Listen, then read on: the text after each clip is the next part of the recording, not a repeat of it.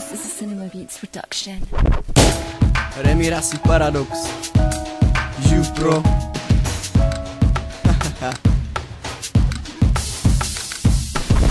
Slovo žít, slovo mít a taky kámo dělat. To je to, co většina nezná a zůstává sedat na prdeli, jak to vlastně umí. Na rebu čumí a pozornosti rozbudí. Rap je umění, tak už to kurva pochop. Jestli to nechceš chápat, tak začni si kopat hrob. Nebo se schovej, ať míry mi nechytí si tě sami, protože jak se to stane, tak dělaj hlavolami.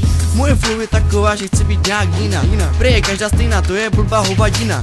Každý má jinou, každý sní jinak hrává, ale pozornost žádná, pak každý na hubu padá.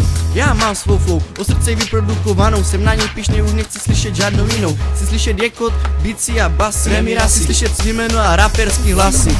Žiju sám a žiju právě teď, jo. Žiju proto, abych feeloval svůj flow, oh. Nežiju pro vás, žiju jenom pro svůj rap, aha. Nežiju pro kraviny, jak nabízí mi svět.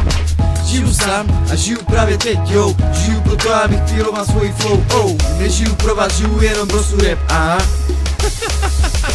Žiju pro svůj rým, žiju pro svůj beat, žiju pro svoji rodinu a pro svůj vlastní klid. Žiju pro mý fela, co mě v té skurvené nouzi nenechají ruku do ohně. Za mě kámo klidně daj, žiju pro svou flow, žiju pro svou prioritu, žiju pro svou skupinu a pro tu svoji autoritu. Žiju pro hip-hop a rap, tato slova už znáš, že taky o to kámo, jestli smysl neskrývá.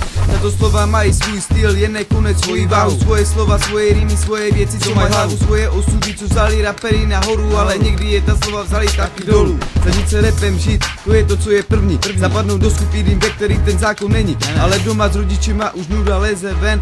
A tak žiju pro rap, žiju pro ten svůj sen.